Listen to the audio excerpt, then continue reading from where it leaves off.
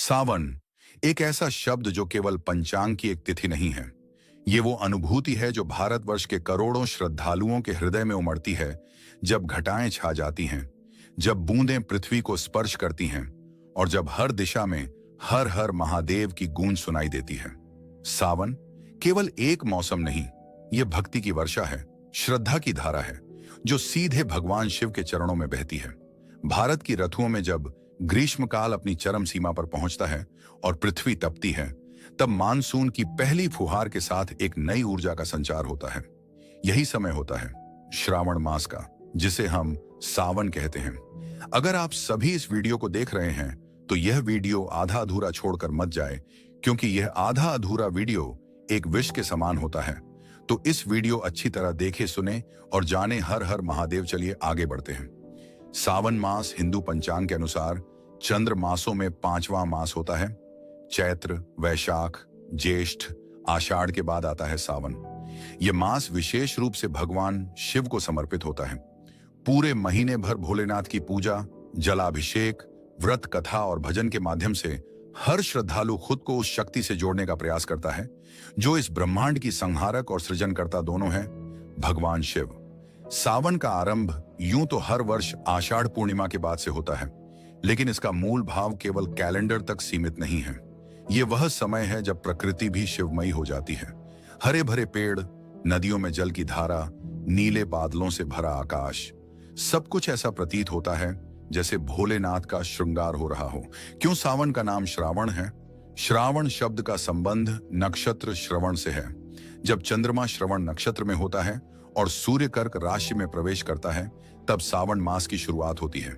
यह मास लगभग जुलाई अगस्त के बीच आता है। श्रवण नक्षत्र का संबंध श्रवण यानी श्रवण करने से भी है, अर्थात सुनना। कहते हैं सावन में भगवान की भक्ति और उनके नाम का स्मरण करना, सुनना और प्रचार करना हजारों गुना फलदायक होता है। सावन मास हिंदू धर्म में अत्यंत पवित्र और पुण्यदायक माना गया है। यह मास विशेषकर भगवान शिव को समर्पित है, जिनकी उपासना का यह सर्वोत्तम समय माना जाता है। जहां पूरे वर्ष भर भगवान के विभिन्न रूपों की पूजा होती है, वहीं सावन का पूरा मास केवल शिवमय होता है। हर मन, हर मस्तिष्क में शिव की छवि बस जाती है। पुराणों और शास्त्रों में कहा गया है, श्रावण मासे ही शिवस्य पूजनम सर्वकामदम, अर्थात श्रावण मास में शिव की पूजा सभी कामनाओं को पूर्ण करने वाली होती है। इस मास में जो श्रद्धा से शिवलिंग पर जल, दूध, बेलपत्र, धतूरा, भस्म, चंदन आदि अर्पित करता है, वह पुण्य फल पाता है। इसी कारण यह महीना शिव भक्तों के लिए सबसे पवित्र होता है। सावन के महीने में प्रकृति में हरियाली छा जाती है। यह हरियाली केवल भौतिक नहीं बल्कि आध्यात्मिक संकेत भी देती है। यह हरियाली जीवन में नए उत्साह, भक्ति और ऊर्जा का संचार करती है। बारिश की बूंदें जब पृथ्वी को छूती हैं, तब वह सुगंध जो मिट्टी से निकलती है, वह भी एक प्रकार का प्राकृतिक मंत्र है जो आत्मा को जागृत करता है और मन को प्रभु की भक्ति में लीन कर देता है। शिव महापुराण में उल्लेख मिलता है कि जब सती ने दक्ष यज्ञ में अपनी देह त्यागी, तब भगवान शिव ने संसार से विमुख होकर ध्यान में लीन हो गए। उसी समय देवताओं ने उन्हें सृष्टि के कल्याण हेतु पुनः सक्रिय करने के लिए यह मास चुना। भगवान शिव को सावन में जल चढ़ाने की परंपरा इसी कथा से जुड़ी मानी जाती है। यह जलाभिषेक उन्हें शीतलता देने के लिए किया जाता है, क्योंकि उन्होंने सती के वियोग में अग्नि और क्रोध से तप्त शरीर में तपस्या की थी। श्रावण मास में विशेषकर सोमवार व्रत का बहुत अधिक महत्व होता है। सोम का अर्थ ही है चंद्रमा, और चंद्रमा शिव जी के मस्तक पर सुशोभित रहता है।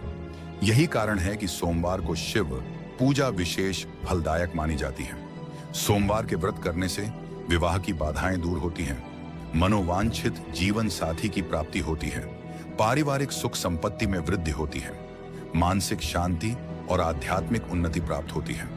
श्रद्धालु जल, फल और आहार का त्याग कर उपवास करते हैं और दिन भर AUM नमः शिवाय मंत्र का जाप करते हैं। सावन मास में कांवड़ यात्रा भी एक अद्भुत और दिव्य घटना होती है। लाखों शिव भक्त गंगा नदी से जल भरकर सैकड़ों किलोमीटर पैदल चलते हैं और अपने क्षेत्र के शिव मंदिरों में जल अर्पित करते हैं। यह यात्रा श्रद्धा, तप, सेवा और आत्मसमर्पण की प्रतीक बन चुकी है।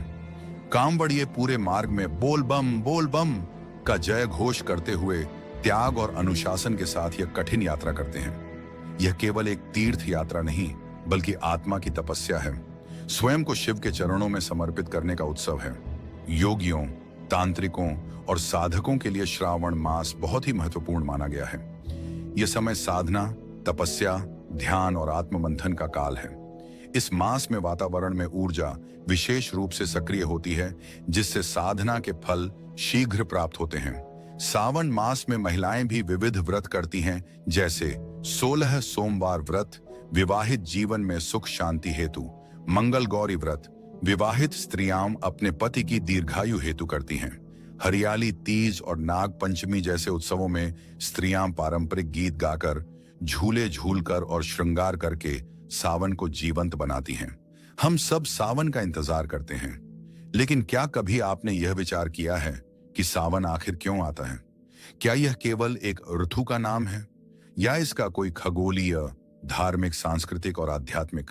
और अगर अभी तक आप लोग हमारे चैनल को सब्सक्राइब नहीं किया है तो हमारे चैनल को सब्सक्राइब जरूर करें ताकि हमारा वीडियो आप तक सबसे पहले पहुंचे। जय महाकाल, हर हर महादेव। हम सब सावन का इंतजार करते हैं, लेकिन क्या कभी आपने यह विचार किया है कि सावन आखिर क्यों आता है? क्या यह केवल एक ऋतु का नाम है या इसका कोई खगोलीय, धार्मिक, सांस्कृतिक और आध्यात्मिक कारण भी है? इस भाग में हम जानेंगे कि आखिर सावन मास का अस्तित्व क्यों है, यह हर वर्ष क्यों आता है और इसकी आवश्यकता क्या है। भारत का प्राचीन पंचांग दो प्रकार का होता है: सौर पंचांग सूर्य आधारित, चंद्र पंचांग चंद्रमा आधारित। हिंदू धर्म में चंद्र पंचांग प्रमुख रूप से प्रचलित है। चंद्र पंचांग में हर मास की गणना चंद्रमा की गति के अनुसार होती है, अर्थात अमावस्या से पूर्णिमा तक और फिर पूर्णिमा से अमावस्या तक। एक चंद्र मास लगभग 29.5 दिनों का होता है। श्रावण मास या सावन पंचांग के अनुसार 5वां चंद्र मास होता है। इसका नाम श्रवण नक्षत्र से जुड़ा है, क्योंकि इस महीने में पूर्णिमा के समय चंद्रमा श्रवण नक्षत्र में होता है। जुलाई अगस्त के बीच जब सूर्य कर्क राशि कैंसर में प्रवेश करता है, चंद्रमा श्रवण नक्षत्र में स्थित होता है, तो उस काल को श्रावण मास कहा जाता है। भारतीय ज्योतिष के अनुसार यह समय देवताओं की सक्रियता का समय माना जाता है। मानसून के आने के साथ ही वातावरण में नमी, ऊर्जा और शांति बढ़ती है, जो साधना और भक्ति के लिए उपयुक्त वातावरण बनाती है। सावन मास भारत में वर्षा ऋतु का प्रमुख समय होता है। यह वह समय होता है जब आषाढ़ की भीषण गर्मी के बाद मानसून सक्रिय हो जाता है और आकाश में काले मेघों का घेरा बनता है। वर्षा पृथ्वी की तपन को शांत करती है, जल का संचार करती है, खेतों, नदियों और जीवन को पुनः ऊर्जा देती है। प्रश्न उठता है, यह सब धार्मिकता से कैसे जुड़ता है? धार्मिक दृष्टिकोण से यह माना जाता है कि जब प्रकृति स्वयं स्नान कर रही हो, शुद्ध हो रही हो, तब आत्मा को भी उसी समय शुद्ध किया जाना चाहिए। इसीलिए यह समय आत्मशुद्धि का प्रतीक बन गया है। सावन मास के पीछे एक और विशेष कारण है, और वह है भगवान शिव का स्वयं से संबंध। समुद्र मंथन के समय निकले हलाहल विष को जब सभी देवता और असुर अस्वीकार कर रहे थे, तब भगवान शिव ने उसे अपने कंठ में धारण किया। इससे उनका शरीर अत्यधिक गर्म हो गया। देवताओं ने उनके ताप को शांत करने के लिए उन्हें जल अर्पित करना प्रारंभ किया, और वह जल अर्पण सावन मास में हुआ। इसी घटना के प्रतीक रूप में आज भी भक्तजन सावन में गंगा जल से शिव अभिषेक करते हैं। मानसून का यह समय जब बाहरी कार्यों में बाधा आती है, यात्रा कठिन हो जाती है, खेतों में काम शुरू होता है, यह आत्मचिंतन और भक्ति का आदर्श समय होता है। पुरातन संतों और ऋषियों ने इस समय को ध्यान, साधना और कथा कीर्तन के लिए आरक्षित किया। यही कारण है कि सावन में भजन संध्या, शिव पुराण कथा, भागवत सप्ताह, व्रत और उपवास की श्रृंखलाएं जोर पकड़ती हैं। बारिश के मौसम में जहां जल ही जल होता है, वहीं बहुत से जीव जंतु अपने बिलों से बाहर आते हैं। इस मौसम में नाग, सर्प विशेष रूप से देखे जाते हैं। इसलिए सावन मास में नाग पंचमी का पर्व मनाया जाता है, जो केवल पूजा नहीं बल्कि प्रकृति संरक्षण का एक आदिकालीन प्रयास है। आयुर्वेद में भी कहा गया है कि वर्षा ऋतु में शरीर में वात दोष बढ़ता है, रोग प्रतिरोधक क्षमता घटती है, लेकिन शीतल जल, हरी सब्जियां और तप का माहौल शरीर को संतुलन प्रदान करता है। सावन में व्रत करना, हल्का भोजन करना और ब्रह्मचर्य का पालन करना शरीर को स्वस्थ रखने का वैज्ञानिक तरीका भी है। सावन पंचांग की गणना से आता है, नक्षत्र और सूर्य चंद्र स्थिति से निर्धारित होता है, प्रकृति की वर्षा से आता है और सबसे बढ़कर आत्मिक चेतना के जागरण के लिए आता है। इसलिए सावन केवल क्यों आता है का उत्तर एक खगोलीय या पौराणिक घटना नहीं, बल्कि यह आत्मा को पुनः जगाने, धर्म को सक्रिय करने और जीवन को शिवमय बनाने के लिए आता है। अब तक हमने यह जाना कि सावन क्यों आता है, उसके धार्मिक, खगोलीय और आध्यात्मिक कारण क्या हैं। लेकिन अब एक और गहराई से सोचने योग्य प्रश्न है, सावन आता कैसे है? यह प्रश्न केवल भावनात्मक नहीं बल्कि पंचांगीय, खगोलीय और ज्योतिषीय ज्ञान से जुड़ा है। इस भाग में हम समझेंगे कि सावन मास की गणना कैसे होती है और इसका निर्धारण कब और कैसे किया जाता है। हिंदू पंचांग 2 प्रकार के मासों पर आधारित होता है, सौर मास, सोलर मंथ, सूर्य के एक राशि से दूसरी राशि में प्रवेश पर आधारित चंद्रमास, लूनर मंथ। चंद्रमा की गति पर आधारित सावन एक चंद्रमास है। इसका मतलब है कि यह चंद्रमा की अमावस्या और पूर्णिमा की स्थिति से निर्धारित होता है। चंद्रमा हर 29.5 दिन में पृथ्वी की परिक्रमा करता है। उसी आधार पर प्रत्येक चंद्रमास की गणना होती है। श्रावण मास का नाम श्रवण नक्षत्र के कारण पड़ा। हर चंद्रमास का नाम उस नक्षत्र से लिया गया है जिसमें पूर्णिमा पूर्ण चंद्र होती है। जब पूर्णिमा के दिन चंद्रमा श्रवण नक्षत्र में होता है, तब वह मास श्रावण मास कहलाता है। श्रवण नक्षत्र विष्णु को समर्पित है, लेकिन इस मास में शिव पूजा का विशेष महत्व होता है। भारत में 2 प्रकार की पंचांग पद्धतियां प्रचलित हैं। ए, अमांत प्रणाली, मास की शुरुआत अमावस्या के अगले दिन से होती है। दक्षिण भारत में अधिक प्रचलित इस हिसाब से सावन आषाढ़ अमावस्या के बाद से शुरू होता है। बी, पूर्णिमांत प्रणाली, मास की शुरुआत पूर्णिमा के अगले दिन से होती है। उत्तर भारत, विशेषकर उत्तर प्रदेश, बिहार, मध्य भारत में प्रचलित इस हिसाब से सावन आषाढ़ पूर्णिमा के बाद से शुरू होता है। यही कारण है कि उत्तर भारत और दक्षिण भारत में सावन शुरू होने की तिथि थोड़ी भिन्न हो सकती है। श्रावण मास तभी आता है जब सूर्य कर्क राशि में होता है और चंद्रमा श्रवण नक्षत्र में पूर्णिमा करता है। जब सूर्य कर्क में प्रवेश करता है जुलाई के मध्य में और चंद्रमा अपनी गति के अनुसार श्रवण में पूर्ण होता है, तो सावन की शुरुआत होती है। हर साल सावन मास की शुरुआत का समय थोड़े दिन आगे पीछे होता है, क्योंकि चंद्रमा की गति थोड़ी अस्थिर होती है। उदाहरण, कभी सावन 10 जुलाई से शुरू होता है, कभी 12 या 15 जुलाई से, निर्भर करता है आषाढ़ पूर्णिमा के दिन पर और चंद्र स्थिति पर। इसलिए हर वर्ष पंचांगकार सावन की सही तिथि को पंचांग में अंकित करते हैं। जैसे कि वर्ष 2025 में सावन 11 जुलाई से शुरू होकर 10 अगस्त तक चलेगा, पूर्णिमांत मान्यता अनुसार। श्रावण मास की शुरुआत से पहले आषाढ़ का मास समाप्त होता है। इस समय चंद्रमा की गति में परिवर्तन होता है, सूर्य दक्षिणायन हो चुका होता है 21 जून के बाद से, और ब्रह्मांडीय ऊर्जा धीरे धीरे शांत, स्थिर और साधना योग्य बनती है। यह समय आत्मशुद्धि, ध्यान, योग और तप के लिए सबसे उपयुक्त माना जाता है। हर 2 से 3 साल में एक बार चंद्रमास और सौर मास की गति में अंतर आने से अधिमास, मलमास आता है। उस वर्ष सावन में 2 महीने भी हो सकते हैं, जैसे अधिक सावन।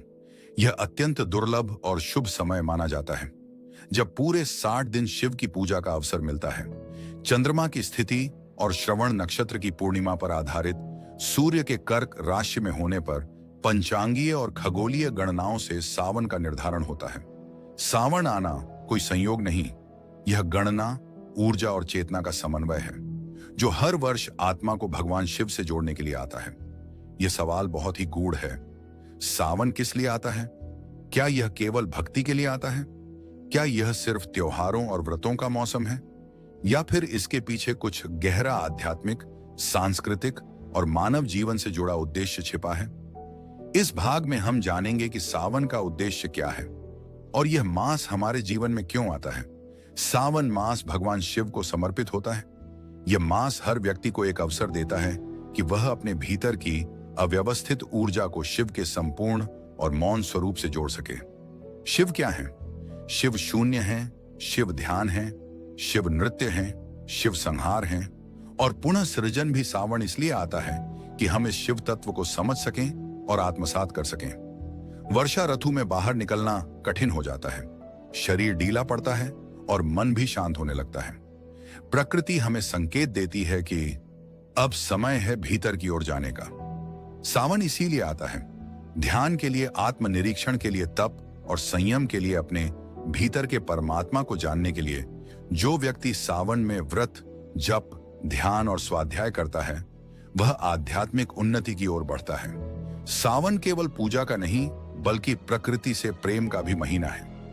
इस महीने में धरती हरी भरी होती है, नदियां कल कल बहती हैं, आकाश में बादल उमड़ते हैं, पशु पक्षियों का जीवन भी पुनर्जीवित होता है। सावन हमें यह सिखाता है कि तुम पृथ्वी के पुत्र हो, तुम्हारी आत्मा प्रकृति से जुड़ी है। इसलिए यह महीना पर्यावरण के संरक्षण, पेड़ पौधे लगाने और धरती के प्रति कृतज्ञता प्रकट करने का भी समय होता है। सावन विशेषकर महिलाओं के लिए बहुत महत्व रखता है। इस मास में 16 सोमवार, मंगल गौरी व्रत, हरियाली तीज, नाग पंचमी आदि पर्व मनाए जाते हैं। ये सभी पर्व विवाह, प्रेम, सौंदर्य और परिवार के मंगल के लिए किए जाते हैं। विशेषकर कुंवारी कन्याएं इस मास में व्रत करती हैं ताकि उन्हें भगवान शिव जैसा पतिव्रता और योगी जीवन साथी मिले। सावन का नाम ही श्रवण है, अर्थात सुनना। यह समय है पुराणों को सुनने का, भगवान की कथा में मन लगाने का, जीवन के रहस्यों को आत्मसात करने का। इस मास में शिव पुराण, रामचरितमानस, भागवत कथा और देवी भागवत आदि ग्रंथों का श्रवण विशेष पुण्यदायक होता है। सावन जीवन के कर्म चक्र को भी तोड़ने का अवसर देता है।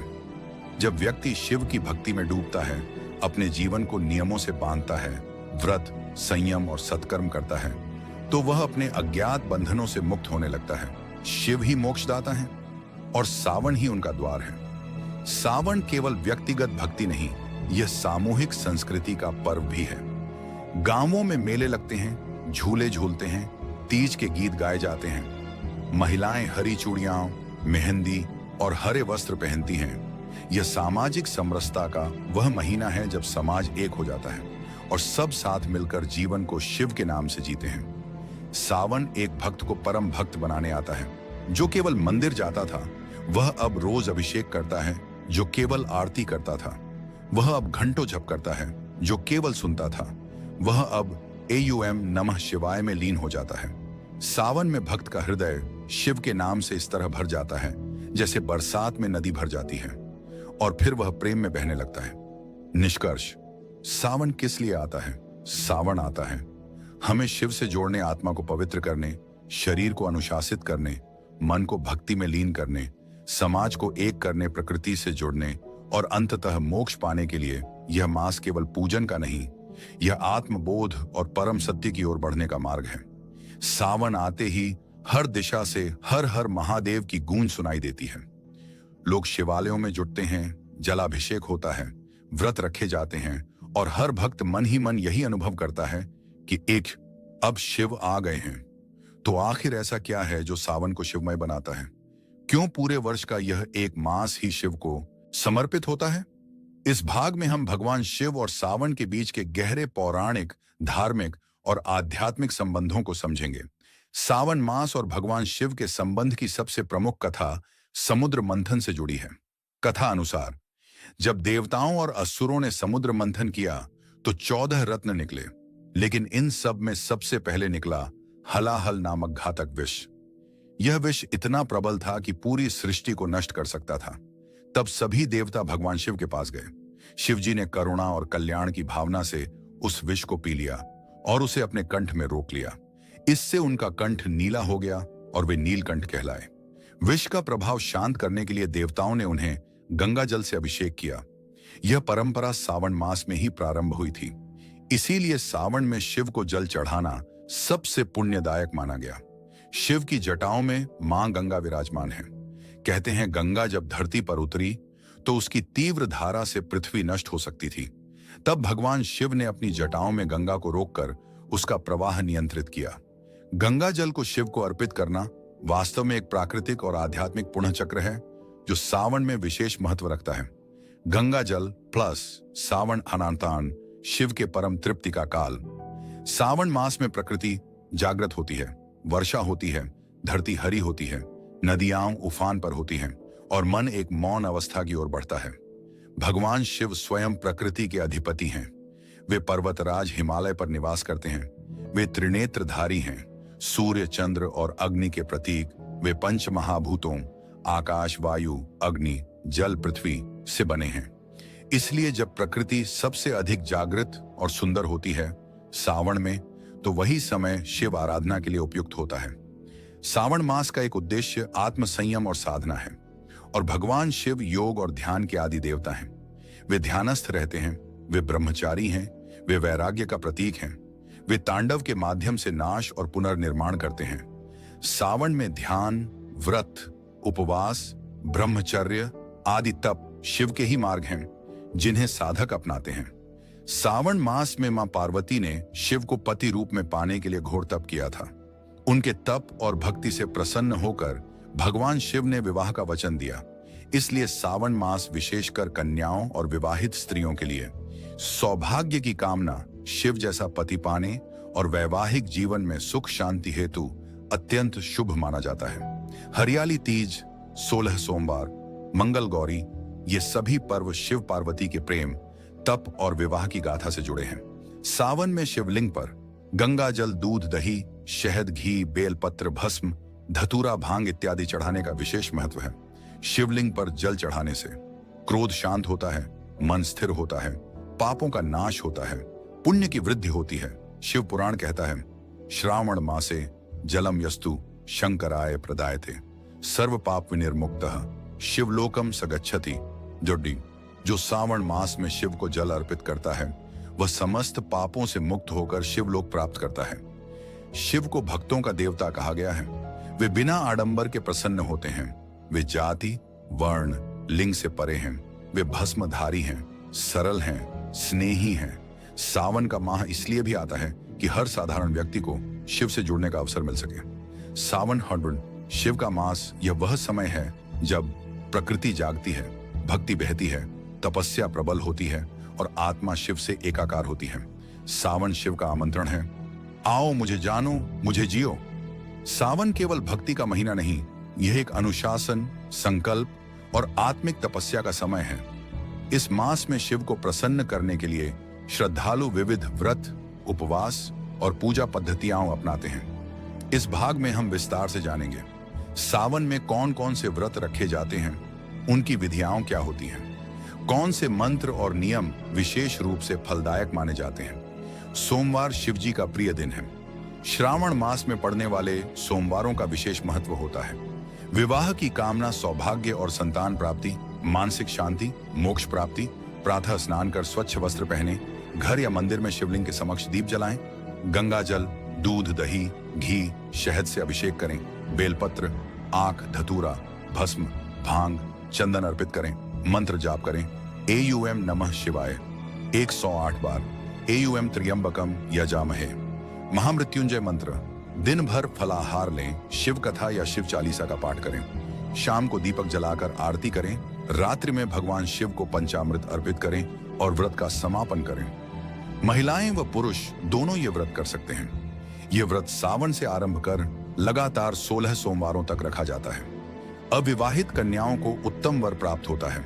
दाम्पत्य जीवन सुखमय बनता है। लंबी उम्र और पारिवारिक शांति मिलती है। इस व्रत में 16 सोमवार व्रत कथा का पाठ विशेष रूप से आवश्यक होता है। यह व्रत विवाहित स्त्रियां सावन में मंगलवार के दिन करती हैं। इसका उद्देश्य पति की लंबी आयु, गृहस्थ जीवन की रक्षा, पारिवारिक सुख और सौभाग्य। व्रत में देवी गौरी, पार्वती की पूजा कर 16 श्रृंगार, फल, फूल, मिठाई आदि अर्पित किए जाते हैं।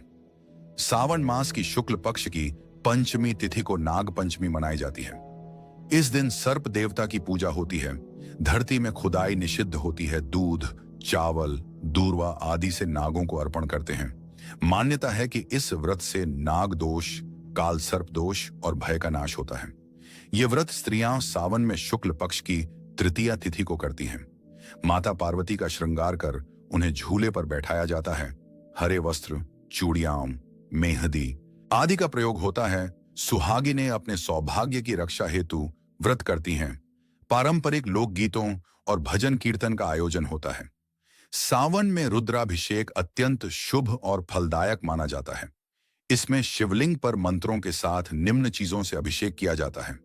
जल, दूध, दही, घी, शहद, गंगाजल, बेलपत्र, चंदन, धतूरा प्रमुख मंत्र।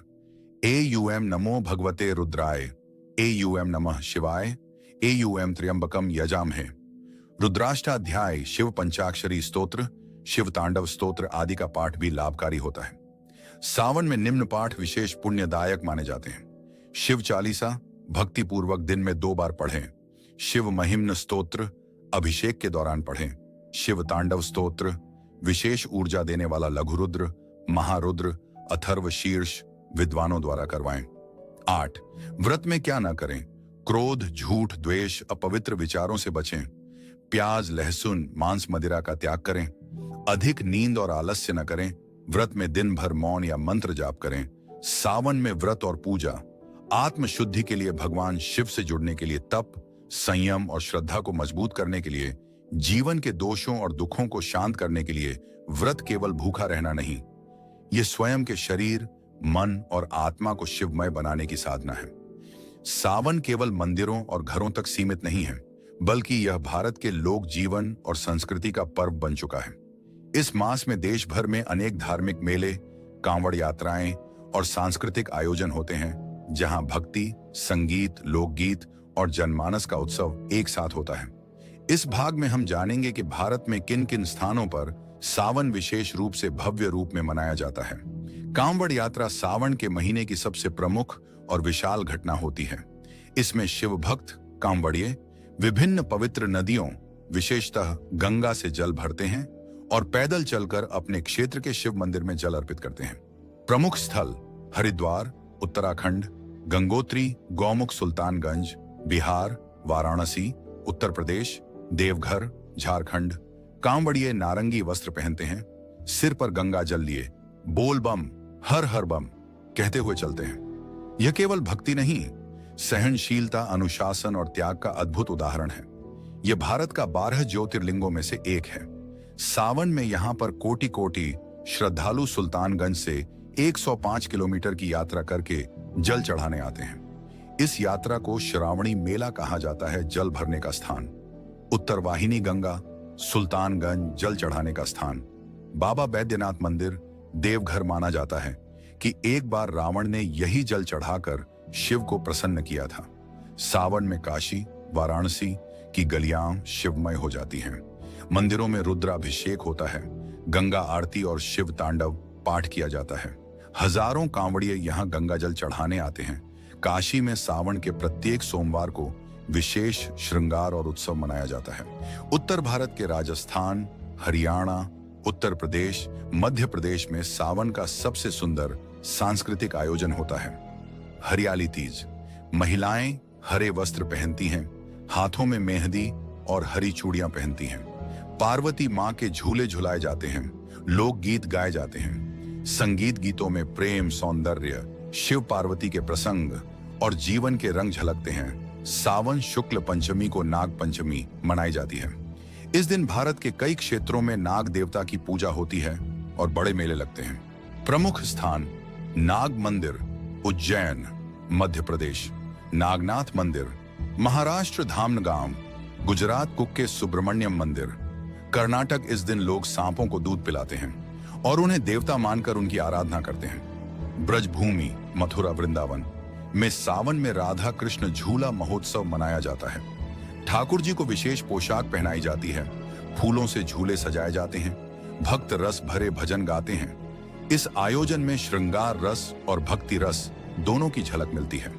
हरिद्वार और ऋषिकेश सावन के समय हजारों कांवड़ियों से भर जाते हैं। गंगा स्नान आरती, शिव पुराण कथा भंडारे, साधु संतों का जमावड़ा। यहाँ सावन में साधु परंपरा और लोक भक्ति का सुंदर संगम होता है। भारत के गांवों में सावन का उत्सव बहुत अनोखा होता है। बांस के झूले, पीपल और नीम पर बांधे गए झूले, स्त्रियां तीज के गीत गाती हैं। लड़कियां सावन के गीतों में शिव पार्वती की बातें करती हैं। कजरी गीत, झूला गीत और फाग जैसे लोकगीत गाए जाते हैं।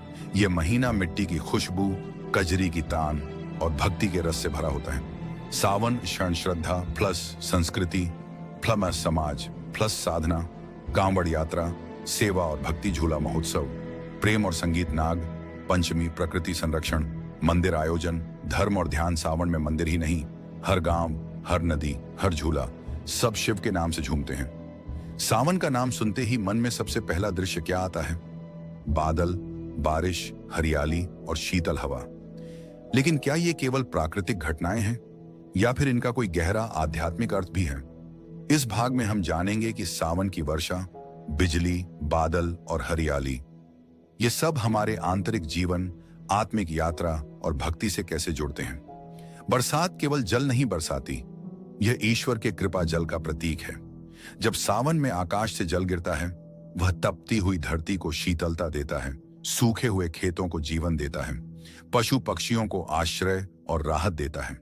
ठीक उसी प्रकार ईश्वर की कृपा भी हमारी रूखी आत्मा पर जब बरसती है तो हमें शांति, संतोष और ऊर्जा प्राप्त होती है। इसलिए बारिश को ईश्वरीय करुणा की बूंदें कहा गया है। जब आकाश में काले काले बादल घिरते हैं तो हमें लगता है कि अब वर्षा होगी। यह प्रतीक है। जब भीतर भावों के बादल घिरते हैं तब आत्मा की वर्षा होती है। बादल आकाश को ढंकते हैं, जैसे अहंकार और भ्रम आत्मा को ढंकते हैं। फिर बिजली चमकती है, जैसे जागरूकता की चमक, और अंत में वर्षा होती है, जैसे ज्ञान, भक्ति और प्रेम की वर्षा। इस पूरी प्रक्रिया में बादल मन के भाव, बिजली जागृति, वर्षा आत्मिक प्रसाद माने जाते हैं। सावन में धरती हरी हो जाती है, पेड़ पौधे मुस्कुराने लगते हैं, खेतों में अंकुर फूटते हैं, वातावरण में एक नई ऊर्जा भर जाती है। यह हमें सिखाता है कि अगर आत्मा पर भक्ति की वर्षा हो तो जीवन भी हरा भरा हो सकता है। हरियाली शकिन आशा, पुनर्जन्म और आत्मनवीनता का संकेत है। सावन में बिजली की गड़गड़ाहट होती है, जो कभी डरावनी लगती है तो कभी सुंदर। अध्यात्म में यह गड़गड़ाहट भीतर की जड़ता को तोड़ती है, अहंकार को हिला देती है, आत्मा को सचेत करती है। जैसे कोई संत कहता है, शिव की तांडव की पहली आवाज है बिजली की गड़गड़ाहट। आधुनिक योग और ध्यान विशेषज्ञों का कहना है कि वर्षा के समय ध्यान करना अत्यंत प्रभावी होता है। क्यों? बारिश की ध्वनि एक प्राकृतिक मंत्र की तरह काम करती है। वह मन को शांत करती है, वह भीतर की उथल पुथल को संतुलित करती है। इसी कारण ऋषि मुनि सावन में कुटियों में रहकर घोर तप किया करते हैं। आयुर्वेद के अनुसार सावन में वात दोष बढ़ता है, शरीर सुस्त हो जाता है, नमी अधिक होती है। परंतु यदि व्यक्ति व्रत, योग, सात्विक भोजन और मौन का पालन करे तो उसका शरीर और आत्मा दोनों संतुलित और शक्तिशाली बन जाते हैं। बारिश केवल शरीर को नहीं भिगोती, वह आत्मा को धोती है। शिव को पंच महाभूतों आकाश, वायु, अग्नि, जल, पृथ्वी का स्वामी कहा गया है। जब बारिश होती है वह इन पांचों तत्वों को सक्रिय करती है। वह शिव के नृत्य और कृपा दोनों की अनुभूति कराती है। सावन में गिरती हर बूंद शिव का एक आशीर्वाद है। सावन की बारिश बाहर की मिट्टी को भिगोती है, अंदर की भावनाओं को धोती है, मन को मौन करती है, आत्मा को शिव से जोड़ती है। इसलिए सावन में वर्षा केवल मौसम नहीं, यह ईश्वर का स्पर्श है। भारत में हर पर्व, हर ऋतु और हर परंपरा के पीछे कोई लोक कथा या पुरानी मान्यता अवश्य जुड़ी होती है। सावन, जो कि भक्ति, वर्षा, हरियाली और शिव की आराधना का महीना है, उससे जुड़ी भी अनेक दंत कथाएं, ग्राम्य कथाएं और पुराण आधारित किंवदंतियां हैं, जो इस मास को और अधिक रहस्यमय व रोचक बना देती हैं। इस भाग में हम जानेंगे ऐसी ही चुनिंदा प्रसिद्ध लोक कथाओं और मान्यताओं को जो भारत के कोने कोने में सुनाई जाती हैं। सबसे प्रमुख कथा है मां पार्वती के सावन तप की। कहा जाता है कि हिमालयन कन्या पार्वती ने शिव को पति रूप में पाने के लिए सावन मास में 108 वर्षों तक घोर तप किया। उन्होंने जल त्याग कर केवल पत्तों पर जीवन बिताया, जिससे उनका नाम अपर्णा पड़ा। अंततः शिव जी प्रसन्न हुए और उन्होंने पार्वती से विवाह का वचन दिया। इसलिए आज भी कन्याएं सावन में व्रत करके शिव जैसा पति पाने की कामना करती हैं। एक लोकप्रिय लोक कथा कहती है कि एक बहन का भाई खेतों में काम करता था। एक बार खेत में हल चलते समय सांप के बच्चों को हानि हो गई। सांप क्रोधित होकर भाई को डसने आया, परंतु बहन ने नाग देवता को पूजन कर शांत किया। इस कथा से सीख मिलती है कि सर्प भी भावनाओं को समझते हैं और सावन में उनकी पूजा जीवन की रक्षा करती है। तीज का पर्व सावन में बहुत श्रद्धा से मनाया जाता है, जिसके पीछे एक सुंदर कथा है। देवी पार्वती ने 17 बार जन्म लिया था, केवल इसलिए कि वे हर जन्म में शिव को पति रूप में प्राप्त करें। 18वें जन्म में उन्होंने शिव को प्रसन्न करने के लिए तीज के दिन व्रत और ध्यान किया। उस दिन शिव ने उन्हें पत्नी रूप में स्वीकार किया, इसलिए तीज को स्त्रियों के सौभाग्य और प्रेम का पर्व माना गया है। पुराणों के अनुसार रावण भगवान शिव का परम भक्त था। उसने शिव को लंका ले जाने के लिए बैद्यनाथ देवघर में शिवलिंग की स्थापना की थी।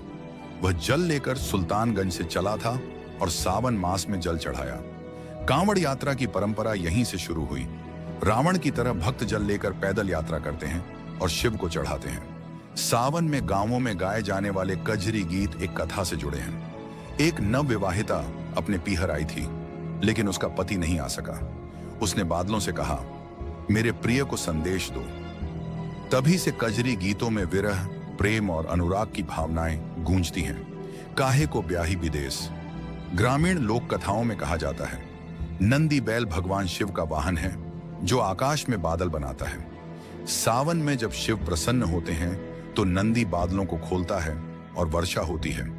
इसलिए गांवों में लोग नंदी की मूर्तियां बनाकर उन्हें जल, घास और फूल अर्पित करते हैं। लोक मान्यताओं में सावन में वृक्षों को न काटने का नियम है। कथा अनुसार देवता इस समय वृक्षों में वास करते हैं। पेड़ काटना उन्हें चोट पहुंचाना होता है, इसलिए सावन में पेड़ लगाना पुण्य और पेड़ काटना पाप माना गया है। कहा जाता है, जो सावन के पहले सोमवार को सच्चे मन से कोई संकल्प करता है और चारों सोमवार व्रत पूर्वक शिव की पूजा करता है, उसकी मनोकामना निश्चित पूरी होती है। यह मान्यता लाखों भक्तों को आस्था और विश्वास से भर देती है। केवल कहानियां नहीं हैं, ये श्रद्धा को जीवंत करती हैं, जीवन को दिशा देती हैं और पीढ़ियों से भावनाओं को जोड़कर चलती हैं। जहां पुराण ज्ञान देते हैं, वहां लोक कथाएं प्रेम और अनुभव देती हैं। सावन मास भगवान शिव की भक्ति का पर्व है और शिव की भक्ति मंत्र के बिना अधूरी है। मंत्र केवल शब्द नहीं होते, वे ऊर्जा के स्रोत, चेतना के द्वार और आत्मा के स्पंदन होते हैं। शिव के मंत्रों का जाप सावन में विशेष फलदायक होता है। इस भाग में हम जानेंगे शिव के प्रमुख मंत्र कौन से हैं, उनका अर्थ और रहस्य क्या है, सावन में किस मंत्र का कब, कैसे और कितनी बार जाप करना चाहिए। यह शिव का सबसे प्रमुख और प्राचीनतम मंत्र है।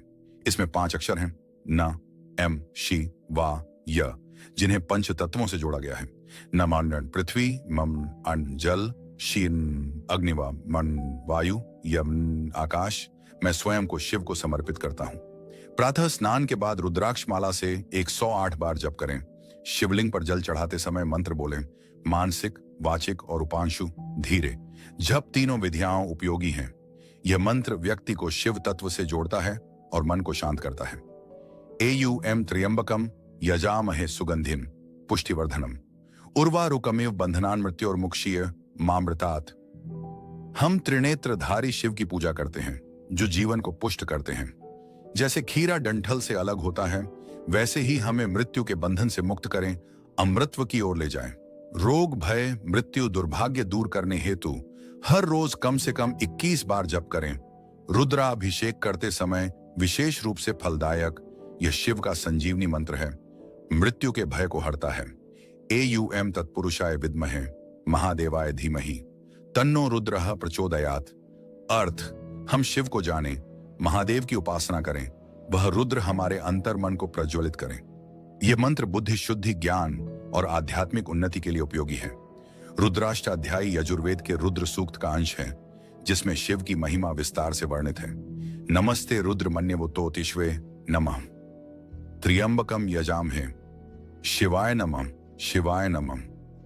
सावन में विद्वानों द्वारा इसका पाठ रुद्राभिषेक में किया जाता है। यह पूरे वातावरण को शिवमय और ऊर्जा से भर देता है। जटाटवी गलत जल प्रपात पाविता स्थले। यह स्तोत्र रावण द्वारा शिव को प्रसन्न करने के लिए रचा गया था। इसमें शिव के तांडव, सौंदर्य और वैराग्य की सुंदर अभिव्यक्ति है।